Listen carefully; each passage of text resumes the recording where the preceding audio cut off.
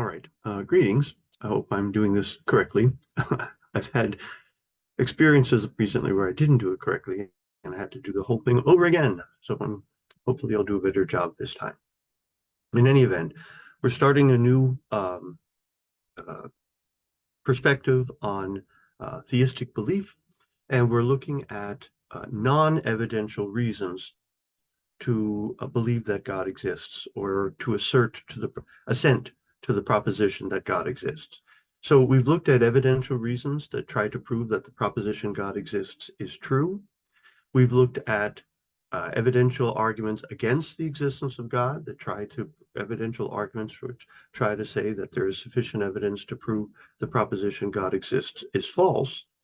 And now we're looking at a set of arguments which do not try to prove that the proposition is true or false, but rather try to prove that the proposition God exists is reasonable. It's a reasonable thing to assent to. And so that's why I call them non-evidential reasons to believe that God exists. All right. So having said that, let me share my screen. What screen do I want? This one, I think. Share.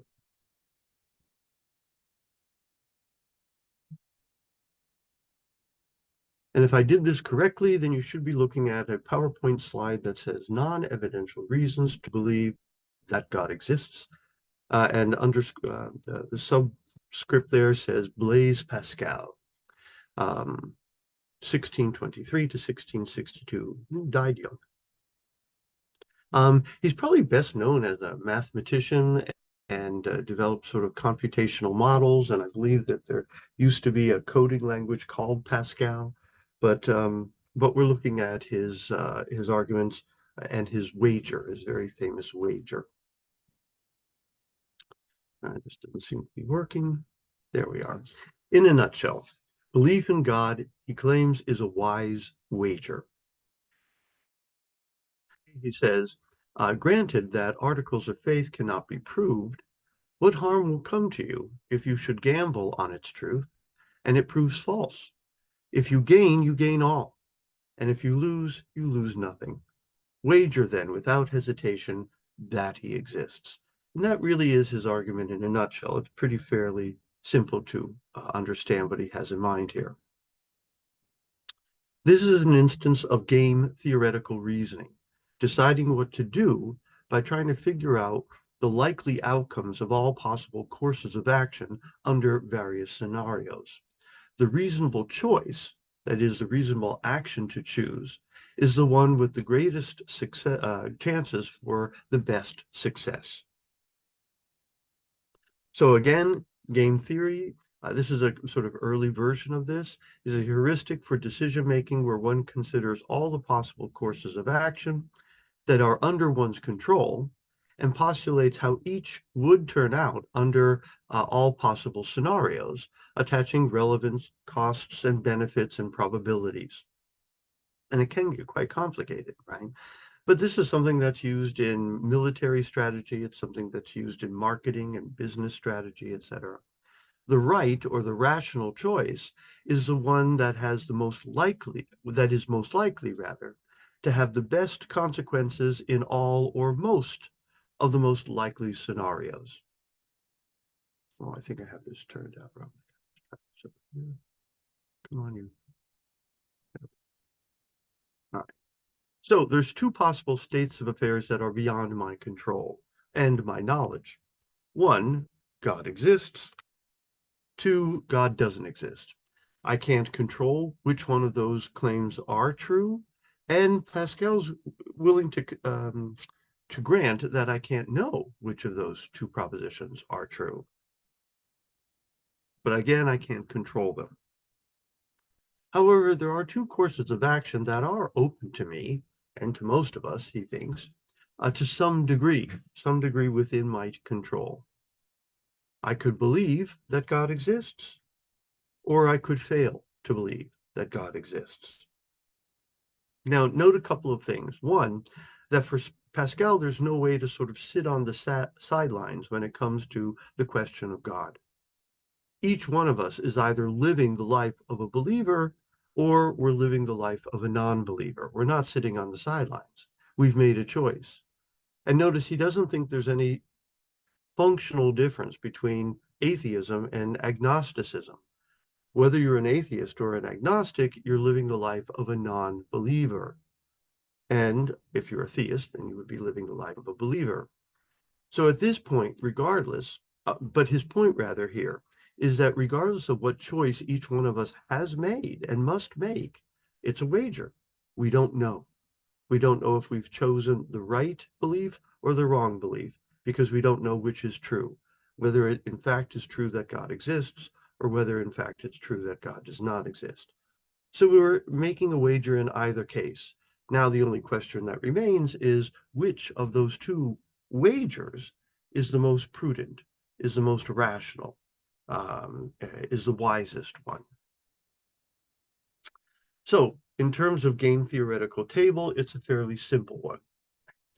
There's the two options I can't control. On the top row, God exists or God doesn't exist.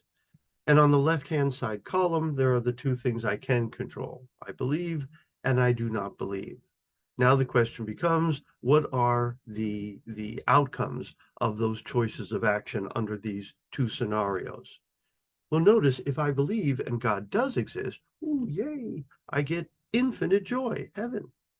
On the other hand, if I believe and I'm wrong, God does not exist, well, nothing. It makes no difference. In fact, I'll never know, will I? Okay. On the other hand, if I do not believe and I'm right, and I got it right, I picked that one, what's the outcome? Same thing, no difference. Again, I'll never know that I was right. On the other hand, if I do not believe and God does exist, dun dun dun dun. Well, things might go very badly for me. I might get infinite misery or hell. Now, given that these are the possible outcomes under these two courses of action, which course of action is most prudent? Well, clearly you know his answer. He wants to think the most prudent action is to believe. Again, if I believe God exists and I'm right, I go to heaven. I believe God exists and I'm wrong, no penalty. If I believe God exists and I doesn't exist, rather, I don't believe he exists, and I'm wrong, I go to hell. And if I do not believe and I'm right, there's no reward. So Pascal claims that the best option, the most reasonable course of action, is to believe, because the best that can happen is you go to heaven, and the worst that can happen is nothing. The only alternative promises no reward, even under the best circumstances, but allows for the worst possible consequences, right? So notice, on belief, I have a shot at the best and I avoid the worst. By not believe, I have no shot at the best and I have a risk of the worst. So these are non-evidential reasons to believe that God exists. He claims that the evidence does not settle the matter. That's why it's a wager, after all. And so you can't settle the matter on the existence of God with evidential arguments. At least so he believed. Pascal's wager does not prove that God, the existence of God, nor does it try to. It just says that to believe in God is the best bet and therefore rational. The conclusion is not God exists, but rather his conclusion is it is rational, reasonable to believe that God exists. But we might ask, is God happy with this wager? Who believes in God, the wagerer rather, who believes in God just because it seems like a better pick, like a safe bet? You know, imagine that you die and you go to heaven, you go, my gosh, I won, right? It's like the publisher's clearinghouse, right, with the big novelty check, right? Would God be impressed by such a believer once you arrive in heaven? Pascal says that once one is convinced that this is a good idea, then it would be important to surround yourself with the people and the practices and the culture of belief so that the right kind of belief comes, right? So he says, look, if what I've done is convince you that this is a good idea, then I hope I have motivated you to take the steps necessary to acquire the right kind of belief if the belief based on pragmatic benefit itself is insufficient. So there are some initial objections, right? Let's consider what makes wagers rational and what would make a wager irrational. Well, there are at least three different factors that you want to consider when trying to assess the rationality of a bet, of a wager, right? First of all, what is the cost or the investment? What do I have to put in? Right? How much is that lottery ticket, or et cetera, right? Second, what's the payoff? What am I betting for? Notice if the lottery ticket costs me $5 and I only have a chance of winning $1, well, that would be a really stupid bet because even if I won, I wouldn't be recouping my investment. And then third, what are the chances for success? How likely is it that I might win this bet? So the best bets would be the one that has no or very low cost, that has a high payoff, and has great odds of winning. That would be the best bet. The worst bet would be something that has high costs, a poor payoff, and not very good chances of winning. That would be a really bad bet. Now, these three features are independent of one another, and they don't always play nice with one another. So sometimes you might have a bet where the payoff is very, very high, but the chances of winning are very, very low. All right, well, then now we have to weigh those variables when it comes to the rationality of the bet, etc. Notice, while I rarely play the lottery, I would be irrational to turn down a free lottery ticket no matter how high the odds or how low the payoff. So if, at the holiday time, somebody's going to give me a free lottery ticket, and I say, no, I don't want your free lottery ticket. Why? It doesn't cost you a darn thing. Well, there's not very good chance of me winning. So what? It didn't cost you anything. Well, the jackpot isn't as high as it was last week, but it is what it is, right? So regardless of the jackpot and regardless of the odds of winning, I certainly should accept that free lottery ticket. In a similar way, I'd be irrational to turn down free earthquake insurance on my house, even though here in Miami, the chances of us having an earthquake are very low. I may not be rational in paying big amount of money for earthquake insurance. In fact, I'll confess I have no earthquake insurance on my house at this time. But that's because the chances of us having an earthquake are relatively low, and I don't want to spend the money on insurance that I probably will never need. So notice when deciding to play the lottery or to buy insurance, I need to consider these three factors to determine the rationality. And we might render the values something like this, right? So we're going to multiply the probability of winning times the payoff minus the investment. And that will give us the rationality of betting. So what's the probability of winning the bet times not merely the payoff, but the payoff minus the investment? And that would be, again, the rationality of betting.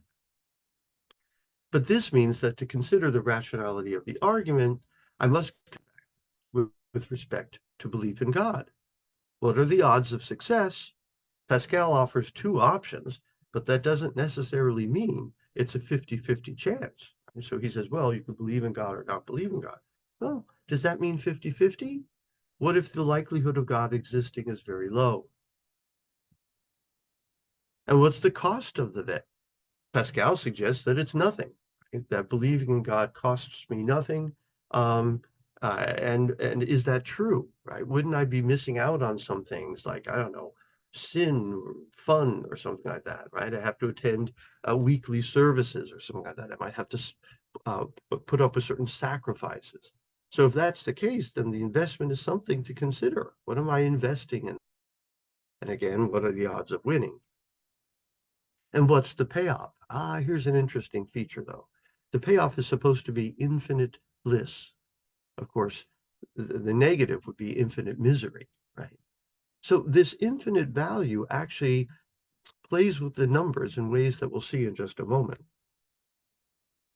So there were two philosophers and mathematicians, Lycan and Schlesinger, who wrote an article in 1989, which is a long time ago for you guys. I remember it like it was yesterday, but I realized a long time ago for you guys. called You Bet Your Life. This was an allusion to a TV show that was popular in the 60s called You Bet Your Life. It was a game show on whatnot. But so they're making an allusion to something that is even further in the distance for you guys. But anyway, so some contemporary philosophers, these guys, have defended Pascal's wager against a host of objections. So they're going to consider some standard objections that have been raised to Pascal's wager, but they think the logic of the wager can answer those objections. So first objection, does Pascal's argument indeed turn upon there being a 50-50 chance that God exists? And if the existence of God is not 50-50, well then does the wager actually push through? Indeed, the empirical problem of evil, which we looked at earlier, suggests that the probability that God exists is very, very low. So it's not 50-50. It's not even a 30-70, right? It might be a 1 to 99% or something like that. But they argue, no, it does not. The fact that it's not a 50-50% does not undermine Pascal's argument. They respond that it doesn't matter how low the probability of God's existence is, since the payoff is infinite, provided that there's any chance at all, provided that the existence of God is greater than zero. Now, how much greater than zero? Any amount greater than zero, provided that the likelihood of God is greater than zero, the bet is still worth it. And why is that? Because the payoff is infinite. So let's look at our formula, right? The probability of winning times the payoff minus the investment is the rationality of the bet. Well, the probability of winning, we don't know what that is, but we are assuming it's less than zero, right? I'm sorry, more than zero. It has to be at least greater than zero, but it could be infinitesimally less, just infinitesimally greater than zero, right? Because it's times by infinity minus an investment. Well, so long as W is greater than zero, then the rationality of betting is going to be infinite. It's an infinitely rational bet. Which God do we believe in is a second objection that was raised to Pascal's argument. I mean, again, even if he convinces us that we should believe in God, well, which one, right? I mean, here it is. I'm believing in Mohammed, and I die, and I turn out that God is Buddha or something like that. Oh gosh, I did the wrong one, right? And there's multiple world religions to select from and views of divinity select from. And how are we to know which one is the appropriate one to bet on, right? You can't bet on them all. Well, they respond that number one, you should believe in the God which has the best heaven and the worst hell, and thereby get an opportunity for the best while avoiding the worst. So notice this response is very much in keeping with the logic of the opposite of the argument itself. The bet you should take is the one where you reduce the chances of getting the worst and you increase the chances of getting the best. So you just extend that logic. So you believe in that God which has the best heaven and the worst hell. Notice the God who doesn't care whether you believe in him or not, you don't have to worry about that God, right? Why? He doesn't care. But then they also go on to say you should believe in a religion that has some sort of historical weight behind it. Now, I can sort of see why they might want to say that, right? But notice that is a departure from Pascal's argument. He wants to say that we don't have evidence for or against any particular view of God, historical or otherwise. So they've departed from the logic of his argument when they throw that in there. But nevertheless, I see their point, right? Believing in the avogado God of Flagstaff, Arizona, that's pretty new on the market. Maybe we want to go something a little more historically established. Number three, Pascal states that to believe in God helps you be a good person and costs you nothing. But is that really true, right? I mean, again, one of the things you have to wonder is what is the investment?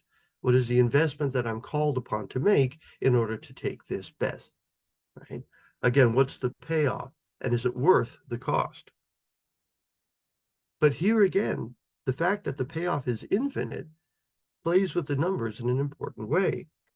Again, let's look at our our formula.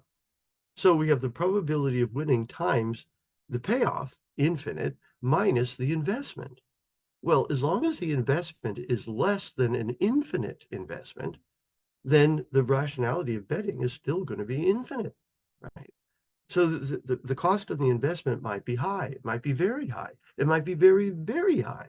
But if it's not infinite, it's still dwarfed by the payoff. So again, the infinity means that however low the chances of success are, it doesn't matter. And however high the cost of investment are, it doesn't matter. What if the costs were very severe? What if it was martyrdom, for instance? What if you're living in an age of persecution? Would this wager justify suffering and even dying for your faith? If not, then this argument is not going to give you the right kind of belief if you get to get you into heaven. If real faith requires a argument doesn't justify dying for one's belief, then it's not going to give you the kind of faith necessary for entry into heaven and impressing God. Side note, faith is not simply believing that the proposition God exists is true. What faith is exactly is itself an interesting philosophical and theological question. But I think it's safe to say that faith entails belief, that part of faith is having the belief that the proposition is true or belief in the proposition.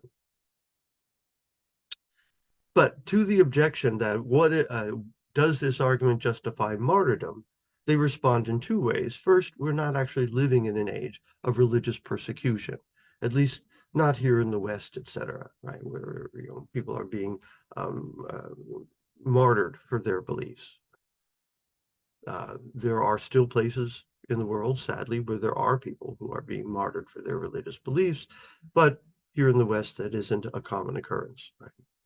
But even if it were, they say, the infinite amount of any finite amount of suffering is worth the investment when the possible payoff is infinite. So again, we looked at that formula. As long as the investment is finite, then the rationality of betting, of believing, is infinite. Okay, so as long as the investment or the cost is not infinite, it's finite, then it's still worthwhile. So that's just me putting in sort of silly made-up numbers. Okay, so we have on the left-hand side a very low probability of success, low odds of winning, and a very high price, right, of investing. And what's the rationality of betting? It's still infinite. Now, there are two other problems that people have held with Pascal's wager that Lycan and Schlesinger do not address in their article, but I want to mention them here. Number four is, could you actually make yourself believe or not believe something? I mean, in order for this wager to work, there has to be some sense in which belief is voluntary. But it's not clear to me that belief is voluntary.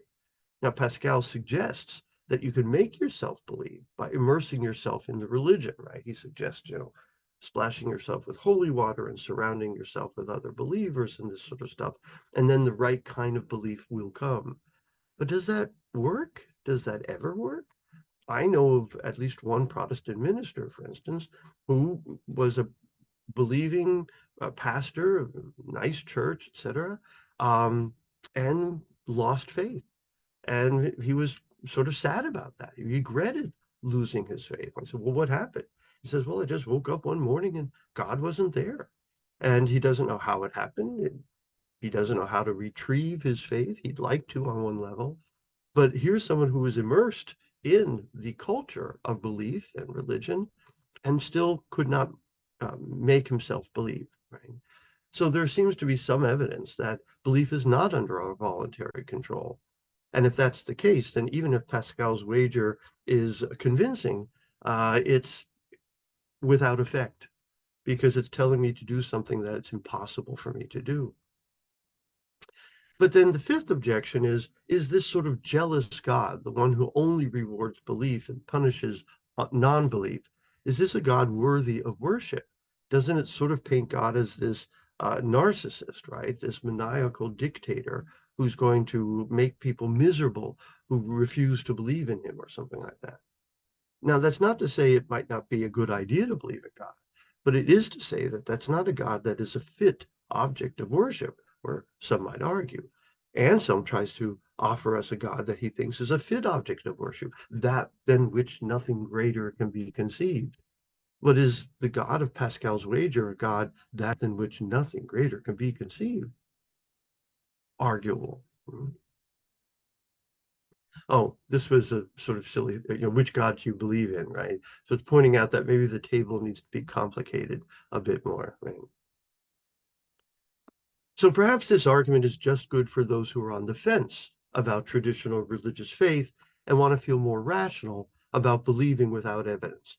So maybe we have to take in mind who Pascal's targeted audience was, right? He's basically talking to individuals who would like to believe in God, feel somewhat queasy about believing in something they don't have sufficient evidence for, and he's saying, well, no, you're being rational. Even though you don't have sufficient evidence, you are nevertheless being rational in your belief. And why? Well, for these prudential, pragmatic reasons. But if it cannot give rational justification for the belief in a particular God to one who is not on the fence, then does it give rational justification to one who is on the fence? Why would that make a difference? Either the argument is a sound argument or it's not. And so to say, well, he wasn't aiming at, straightforward atheists who have no motivation to believe in God and are quite happy in their non-belief. He's only these fence sitters. That's what he's targeting. But why should that make a difference for the effectiveness of the argument? Again, the argument should either stand or fall on its own. I'm not saying I'm not I'm presenting it as a rhetorical question, but I don't mean it to be a rhetorical question. I mean it to be a genuine question. That would be something to discuss. Uh, do we think? Who knows? I might argue that. I might offer that as an essay question on an exam, just saying, right?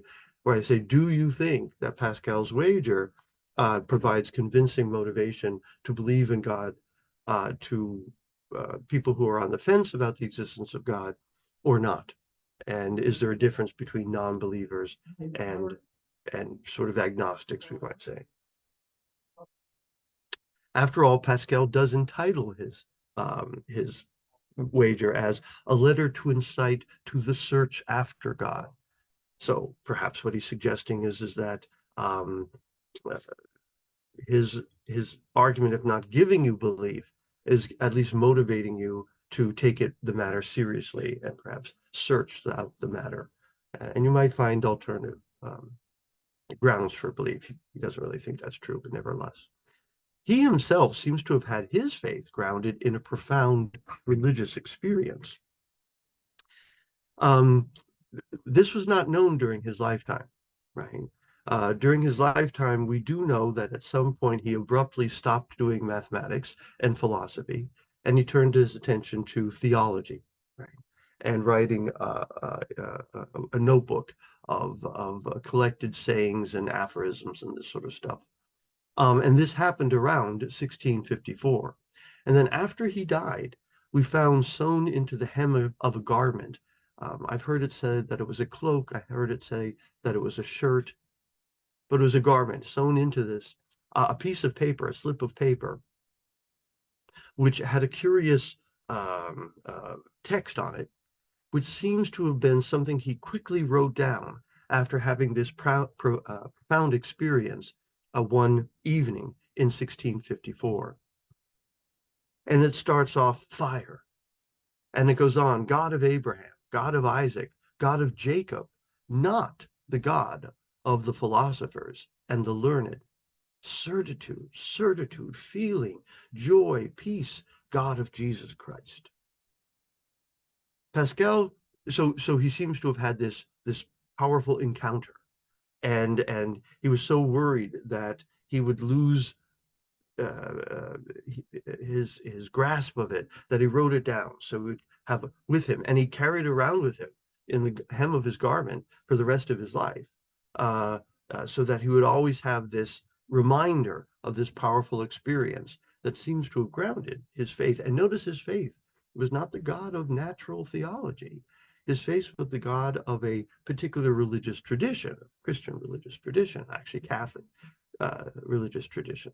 But nevertheless, but he was pitting the God of revelation against these sort of philosophical abstractions that came out of philosophy and natural theology.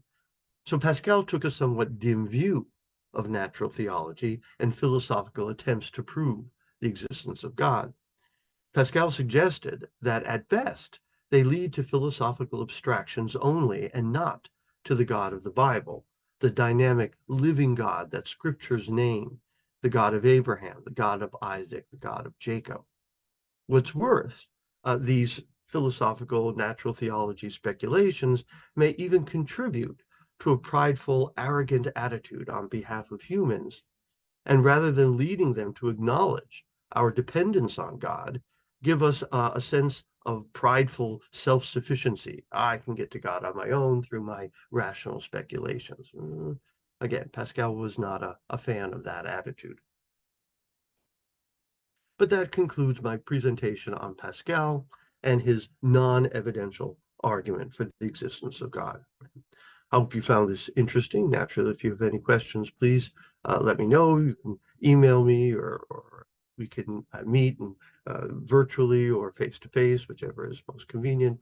And I'd be happy to discuss any of this with you further if you like.